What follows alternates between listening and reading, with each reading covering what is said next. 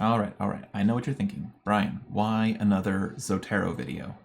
Well, because it has come to my attention that people are still finding it too complex. I reviewed some of my prior videos and I'm like, yeah, I guess if you don't live, breathe this and you're constantly fiddling with things, that, yeah, I guess it can be hard to follow.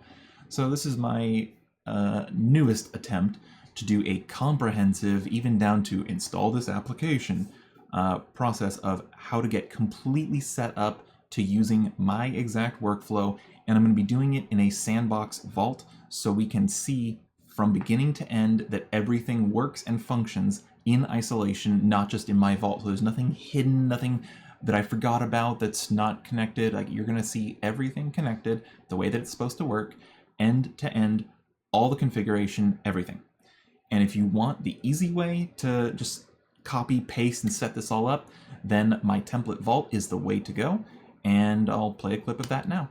Want to get the latest releases of my Obsidian template vault and all of the work that I do in Obsidian, including the latest updates to my custom theme and CSS? Supporting me on GitHub sponsors at any recurring tier for any of those amounts will get you private access to the GitHub repository where all of my updates, everything from my template vault, is updated in near real time with constant updates, tagged releases, and helpful documentation, tutorials, and other content specifically for sponsors only. Want to report issues that you find and have them resolved swiftly? Or just talk and have discussions about what you may have found or what you might have questions about in the template vault and get prioritized responses from me? And becoming a sponsor of my template repository will get you all of this and more. Thank you for your support. I really appreciate it. So as always, my ultimate goal is to make everything as simple as possible so that I can help all of you be as successful as possible in setting up your personal knowledge management system, your Obsidian vault, what have you. So let's get started and start with the absolute basics. So of course, to get started, you're going to need to download Obsidian, and I'll provide links to all of these things in the description, pinned comment, yada yada. So we're going to download Obsidian. It's kind of obvious, you need Obsidian to use it. Then you're going to download Zotero, followed by the Zotero Better Bibtex plugin. This is the only one that is required for the Obsidian Zotero integration plugin. So we're going to download this. You'll go to releases, and again, I'll just provide a link to this, and the latest release is the one you want, and what you're really after is this .xpi file. All we care about is this file. So you can click this link, and it will prompt you to download it, and you're going to download it to a downloads area, Zotero, and you're going to download that particular plugin. You can see I've actually already got an updated version there. Okay, so once you've downloaded it, what do? Well, we're going to pop over into Zotero, and you're going to go to Tools, Add-ons, and you can see I already have it installed here, Better Bibtex for Zotero.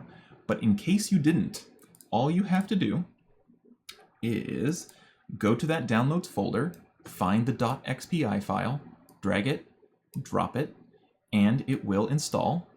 Install now, and then restart Zotero.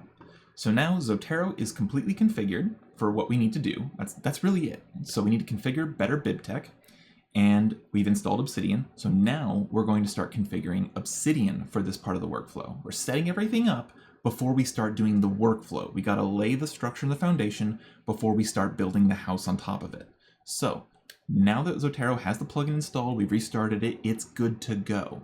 There's no we're going to assume there's no papers, there's no configuration, there's nothing else you've done with Zotero besides install it and add the plugin. So now we're going to go and configure Obsidian. So there are several plugins that we're going to set up in Obsidian so that you are having the workflow look and act and behave exactly like mine. You might remove some of these. You might change some of the settings, some of the configuration. Perfectly fine. But I'm going to show you how to set up exactly what I have, the way that I have it, so that it works exactly the way that you're seeing it work for me as I show it and demo it to you. So you can follow along, copy, do everything I'm doing, and you will have a setup exactly like mine at this current point in time. So the first thing we're going to start off with in Obsidian, this is a blank vault. There's nothing in here, absolutely no configurations. There's no plugins. If I open up the plugin menu, you can see there's no community plugins installed. There is literally nothing going on in here. So blank slate. We're going to create 3 folders. I'm going to say I want an inbox folder. I want a media folder. I want it to not be spelled weird, media. And we want a templates folder. Okay, so we got those 3 folders added. Good. Now we're going to actually download and install, download and configure several Obsidian plugins. I'm going to give you a list of the plugins to install. Go ahead and install them, and then we'll configure them. So here we go. This is the list of everything I want you to install and everything we're going to configure to do this full workflow in a comprehensive manner. Some of this stuff you could remove later on. You can configure it to yourself in your own liking, but install and activate all of these items. So we see that there's one core plugin, that's Canvas. Everything else is going to be a community plugin. So to get there, you can do the hotkey control or command comma or this gear in the bottom left-hand corner to settings, community plugins, and make sure you turn on community plugins. So once you have this, you're ready to actually add them. We're going to browse and we're going to actually install all of those plugins. So we can already see like, okay, here's Dataview, install that. All right, and now we're going to add Templater, add that. Style settings, I didn't list this one earlier, but you will need this for Supercharged Links. So yes, also install style settings. Okay, and okay, everything else is kind of hidden there. Okay, so now we're going to install Highlightr. Okay, install Highlightr. Then we're going to do Callout Manager.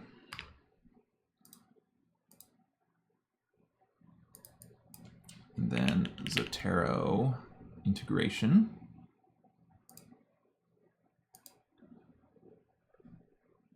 Okay, Supercharged Links.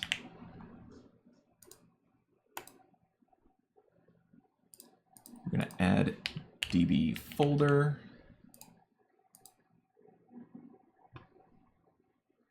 And I believe that's it for that.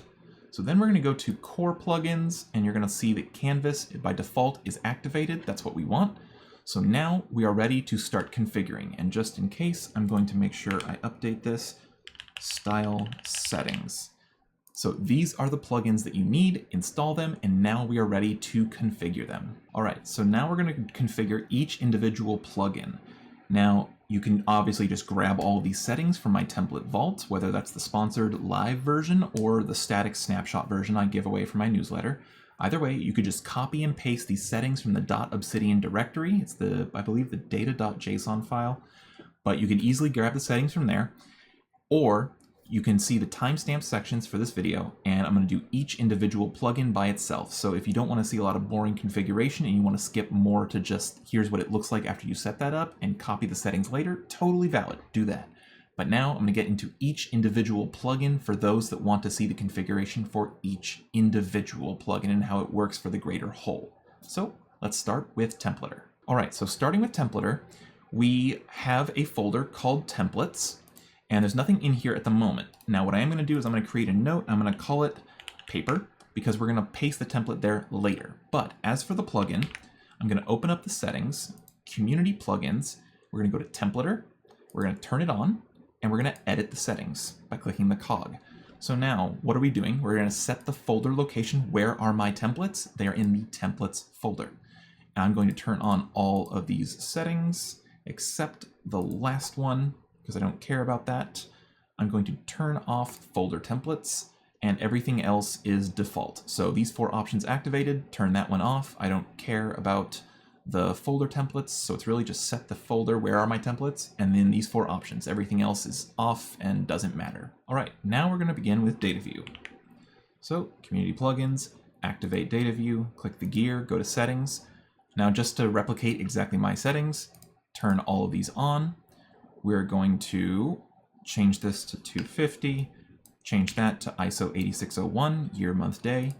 I'm going to go here and do that, hour, minute, at least I believe that's hour, minute. Okay, and everything else can stay exactly the same. That's it for Dataview. So next we're going to configure the Highlightr plugin. This is going to affect the colors of your highlights as they come from Zotero into Obsidian when you export your note. Now, for this to work effectively, we're going to have to also edit some CSS. So we need to actually set up a theme. So appearance, and I'm going to say manage, and I want the, of course, Grovebox theme. I'm going to do Insanium Grovebox, install and use. Awesome. Okay, so now we have that Grovebox theme installed, and we will then have a CSS file set up in the metadata folder, which is going to be, if I open up VS Code, File, Open, and if I go to our new vault, let's do Desktop Zotero Vault, and we're going to do Command-Shift period, Obsidian, it should be themes, Obsidian Grovebox, and theme.css.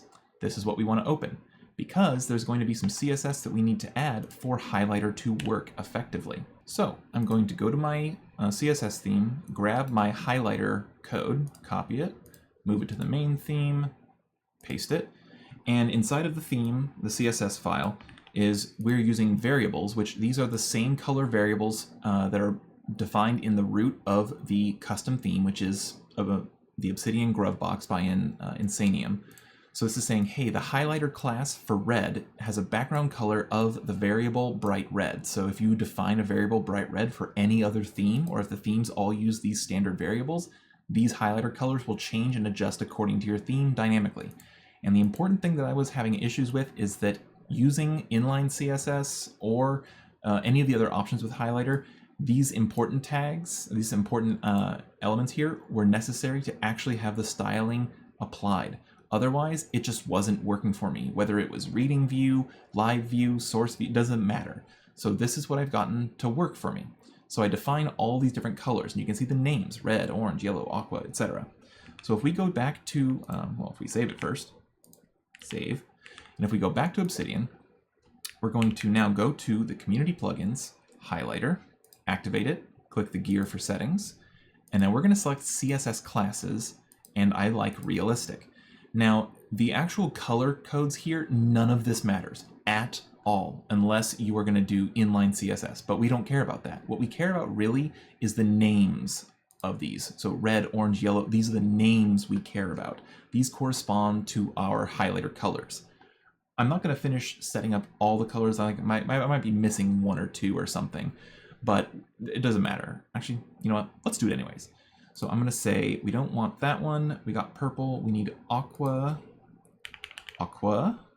and it doesn't matter what color we pick.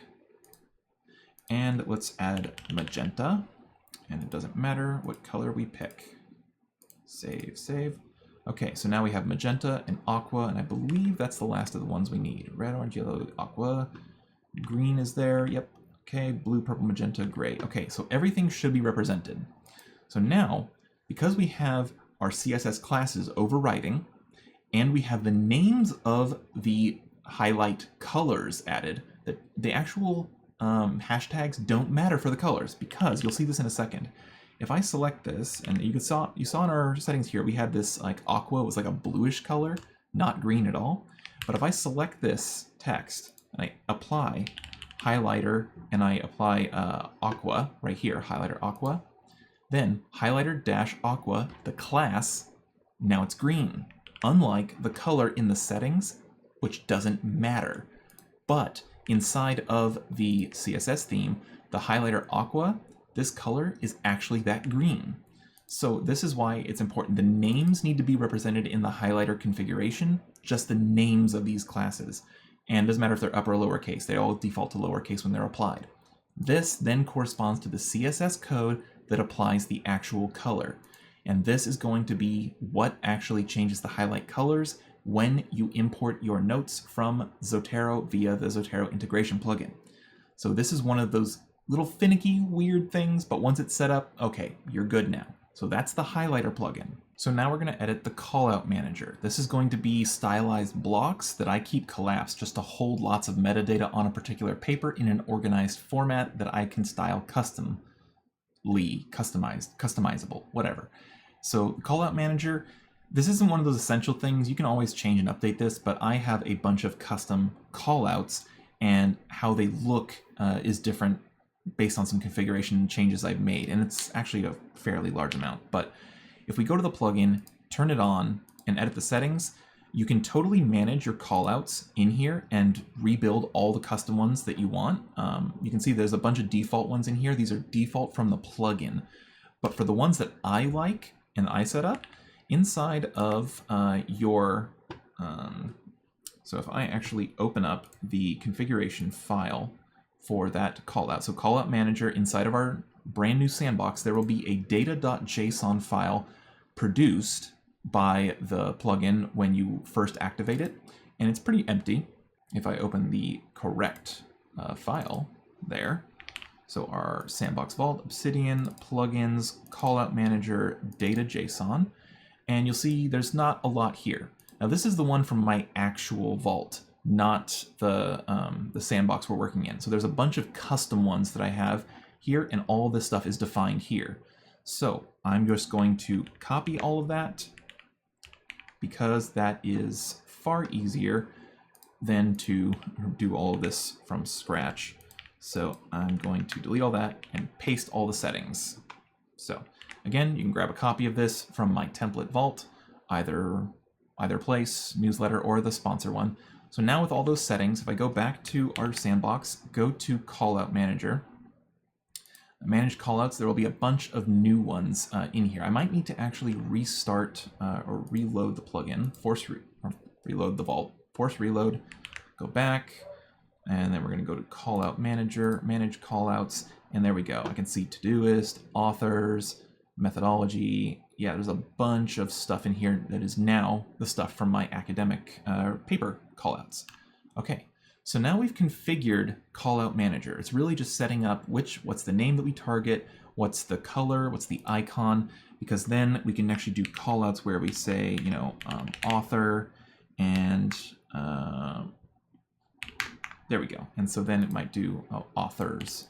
And so then this is now targeted by that Callout Manager with custom theming. So it's red, it's got a particular icon, and then we can do things like keep these things collapsed by default. So you have to open them manually if you want to look at that. Or you can always automatically keep them expanded, which defaults to open.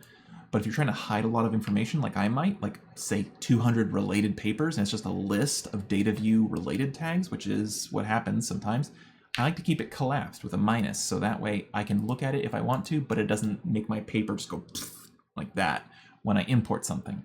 So this is what Callout Manager is doing, and this is something I just started making prolific use of in my paper template and certain other templates where I want to really kind of condense a lot of information, but still have it available. Okay, now the most important one, the meaty one, which is the Obsidian Zotero integration plugin.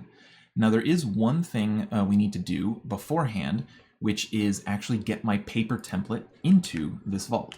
So I'm going to grab that from my actual vault over here, move to source view, okay, grab all the content, copy, okay, paper, and I'm going to make sure I'm in source mode, and I'm going to paste all of this content, So there's a bunch of stuff here, there's a lot of stuff going on, and we're going to see what this does later. Okay. So now we're actually going to configure the plugin. Okay, configuring the plugin and looking at the settings. So community plugins, Zotero integration, turn that on, go to settings. First thing is that you will need to have the PDF utility set up and installed. Just click the download button. It will install it and add it to your vault. You're done once it says that. Nice. So then, what is the database? It's going to be Zotero. And then where is the note import location? We are going to change this to the inbox folder, which we already have added. That's the first thing we did. We're going to open the created or updated notes after import. That's what I have. We're going to enable annotation concatenation. Okay. So then we're going to actually update the citation formats. So I'm going to add a citation format, and we're going to call this full citation. And it's going to be a template, and the template is not going to be anything yet. This is actually not something I'm using, but this is what I currently have. So that's fine.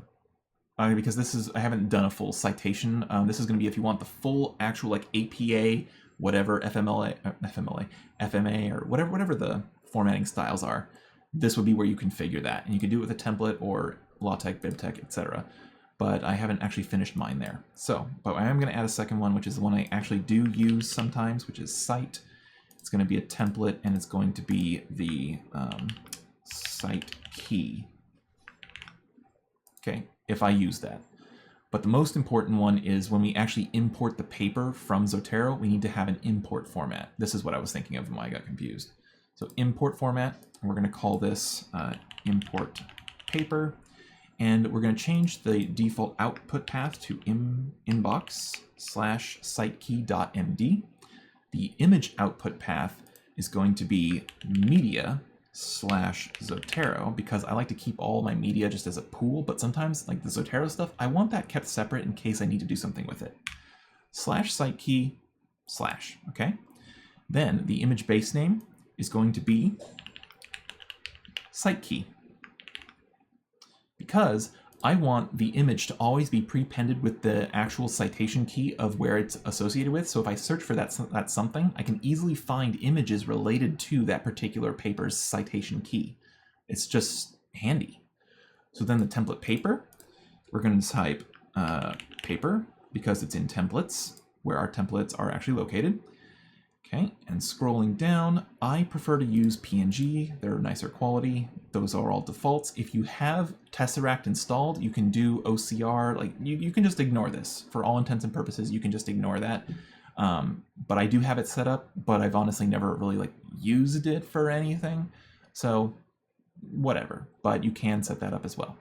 And with that, the Zotero integration plugin is correctly configured now. So we could theoretically import papers. We're going to do a few more voluntary setups for the rest of the actual workflow when we go end to end and work through the workflow, but that is the setup for the Zotero integration plugin in its entirety. That's it. Okay, now we're going to set up the more optional, graphical, changing, nice, quality of life polished stuff, which we're going to start with supercharged links and style settings, which I've done a couple videos recently about this. So I'll put links, cards, whatever. You will see how to get there for that, because that does a better explanation of all of that stuff. But just to go over it all in one place, we're going to activate supercharged links and style settings. I'm going to go to supercharged links. I'm going to set a new rule. It's going to be a tag. The tag is going to be the inbox emoji followed by the scroll emoji followed by the red square emoji. I'm going to deselect all those, so it's just that option. Save that. Okay, I can leave all of those on. I don't really think I need to change anything there. Let me double check. Supercharged links. Yep, I leave all those on.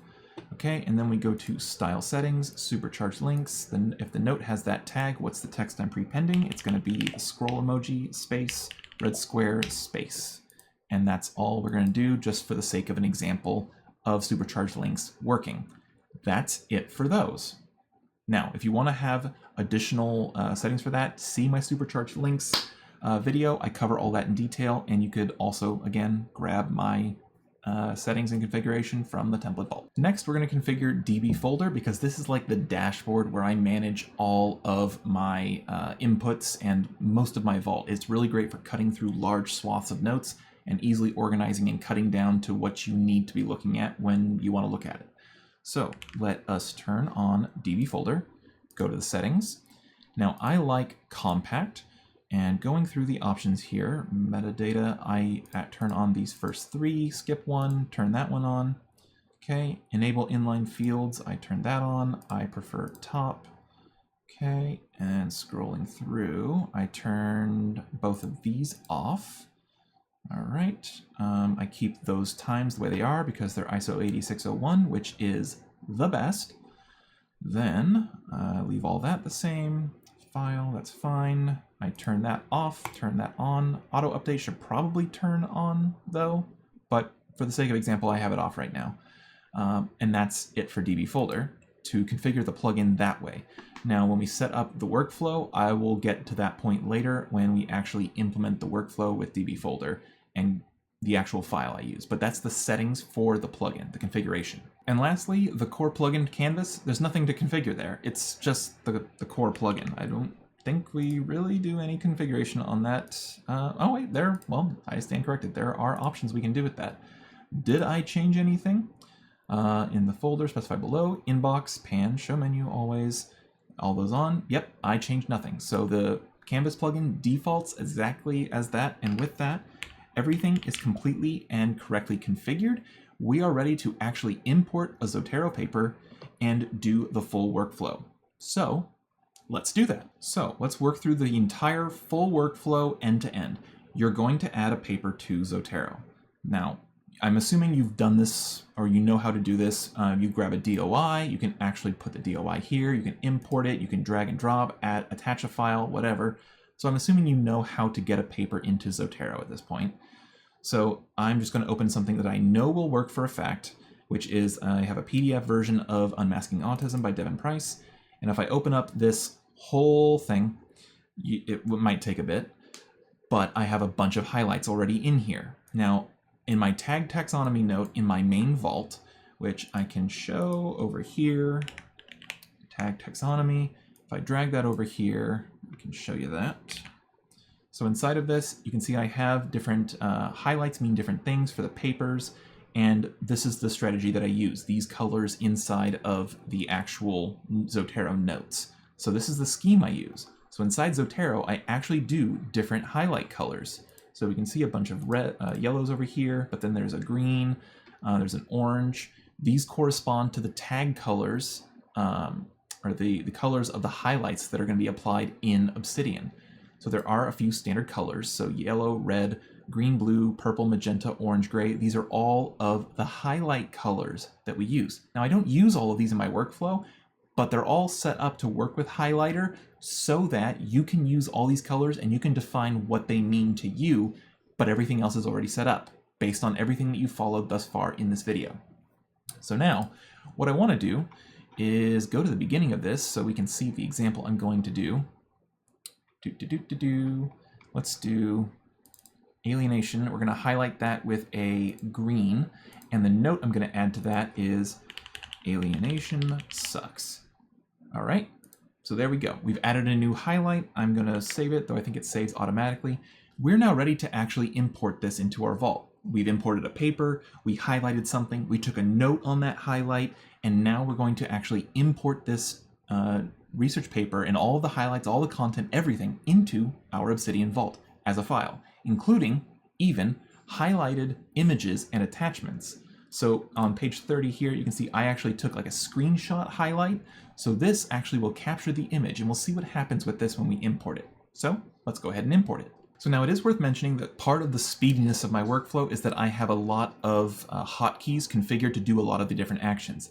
Add a highlight, insert templates, open up the Zotero thing. I haven't configured any of that because I don't want you to be surprised if I'm just all on the keyboard doing stuff and it doesn't look right.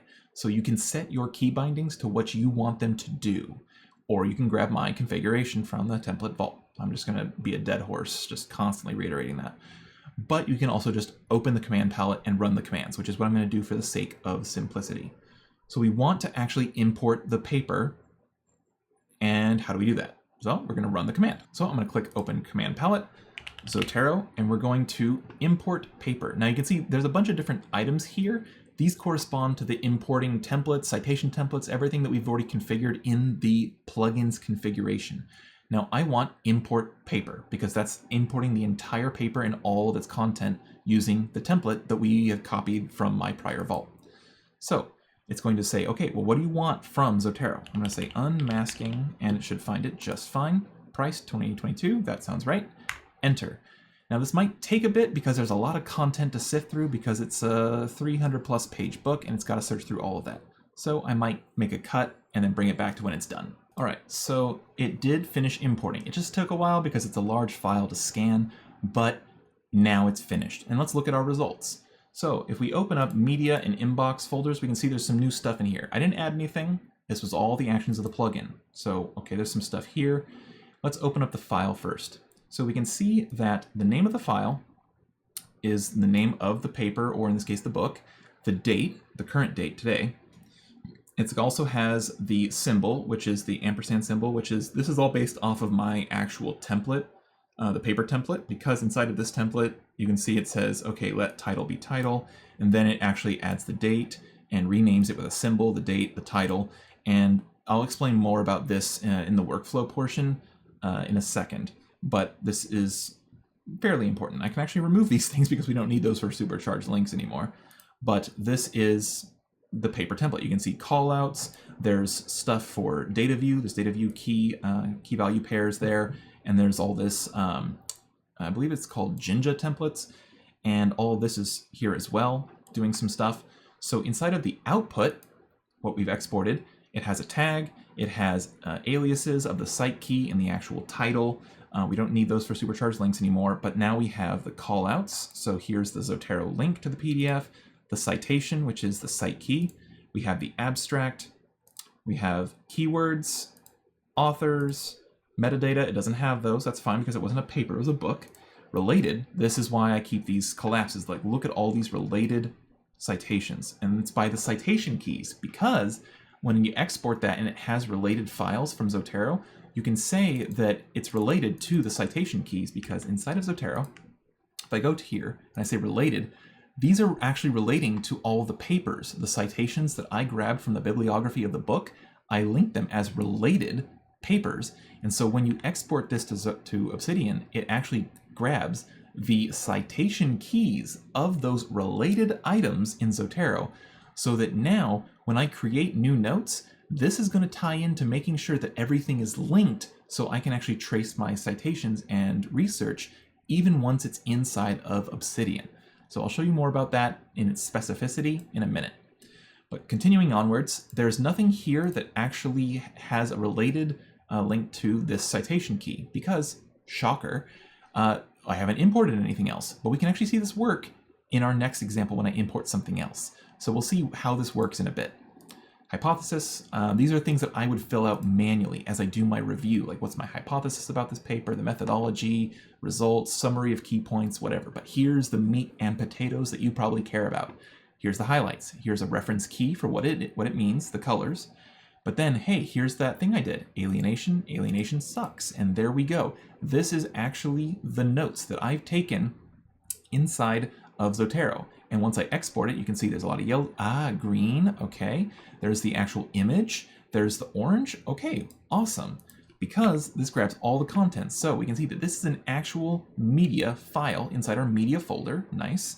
And inside of the actual text content, here's the mark class Highlightr orange. So this is working with the Highlightr plugin. It has a link to Zotero, which if we go in there, you can see it uses the Zotero URIs.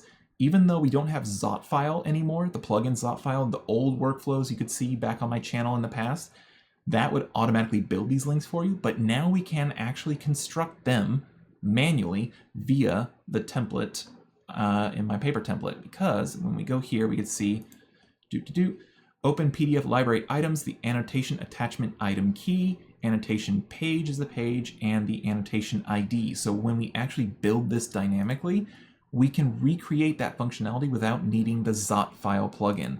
That is fantastic.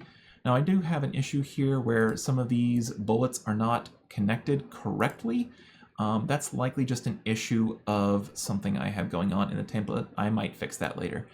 But what you can see is that everything is exported, all of the highlights, all my notes on the highlights, all of the links to the actual Zotero item, and even images. So popping over, actually before we do that, let's go all the way to the bottom.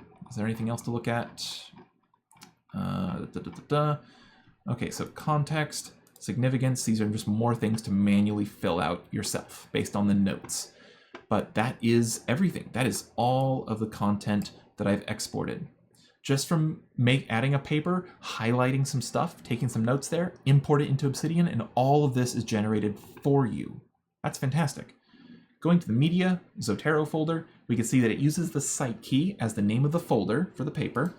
Inside of there is all these different files that I've actually grabbed snapshots, highlights, or whatever of, and it uses the site key prepended to name them. So that way, if I ever wanted to insert a particular image from the media folder into another file or whatever, I can easily just search by the citation key, and it gives me not only the folder, but also all of the items.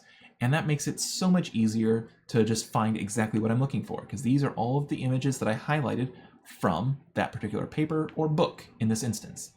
So now, looking at the workflow, the whole, like inside my paper, what's going on with this whole templater code? I've actually had questions about this. Why do I have all of this here?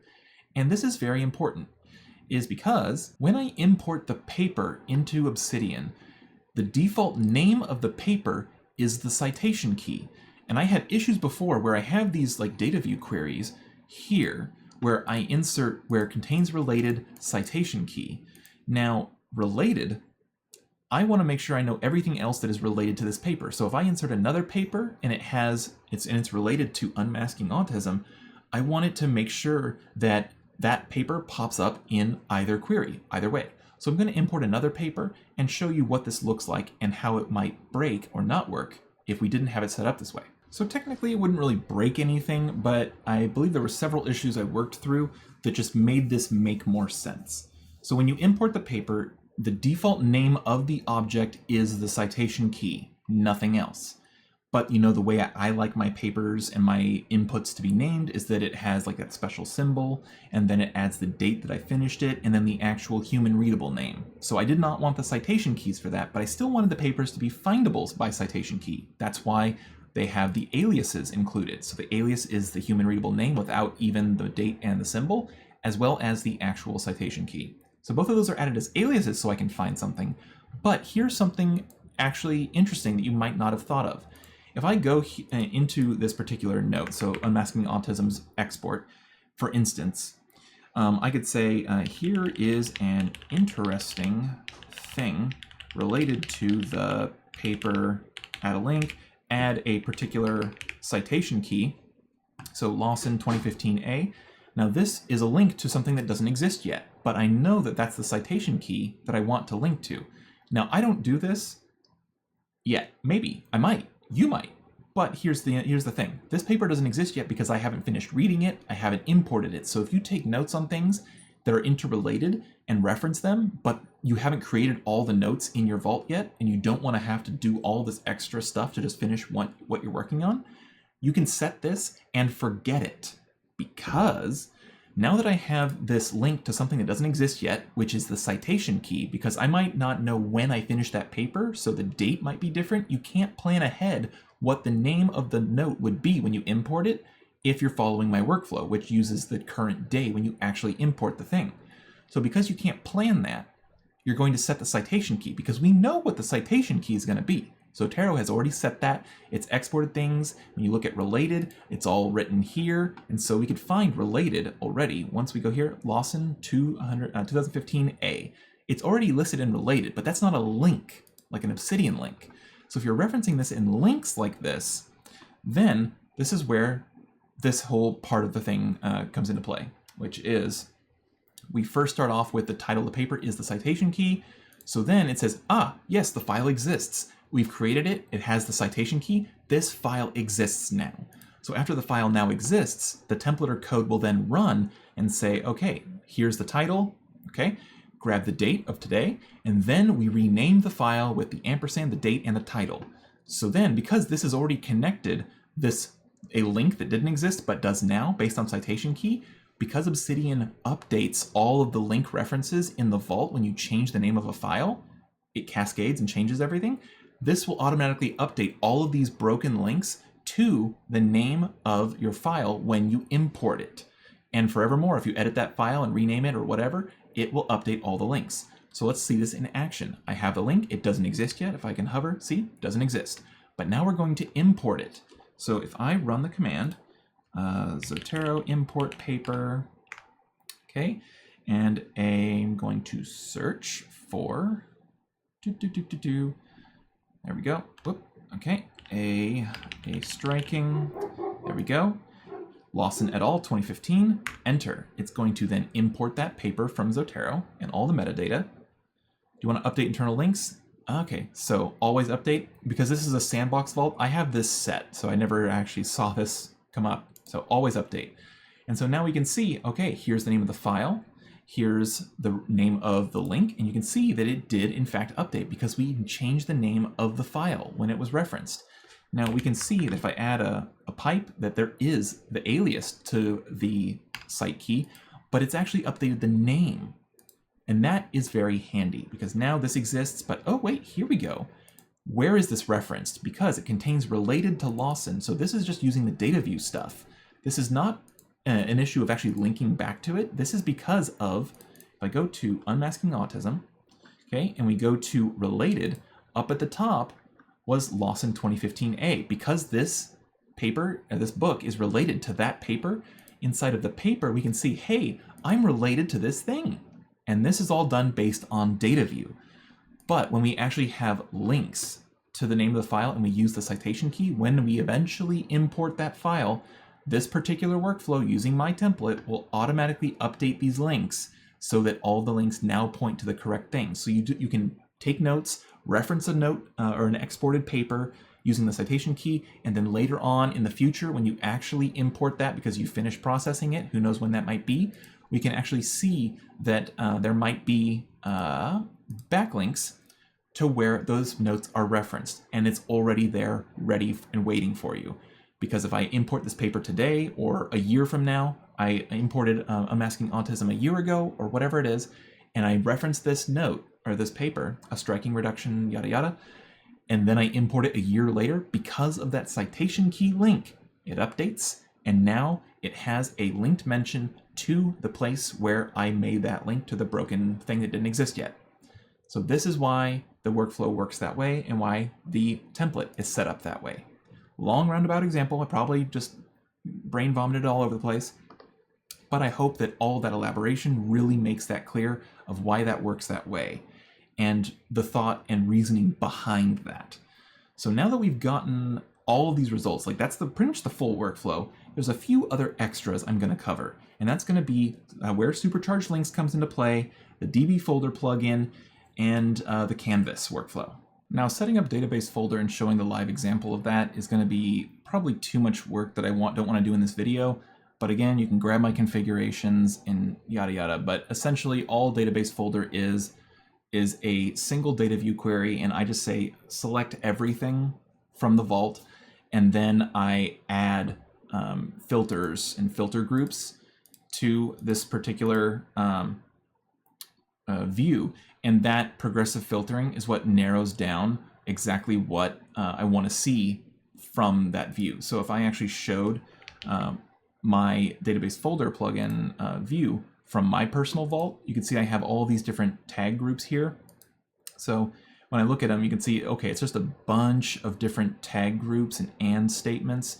It's ultimately showing all of the different options for inputs and status. So when I progressively filter and I say, okay, show me all the red podcast notes, then once this stops lagging, it would show you a filtered view of just all of the red podcast notes. There we go. So I forgot to click the filter thingy. But now I could say, okay, show me all podcasts by clicking the podcast item, and then it shows me all the different ones in different stages of processing, only the incomplete ones, there we go. Or I can just say, show me the yellow ones, and there we go. Single one.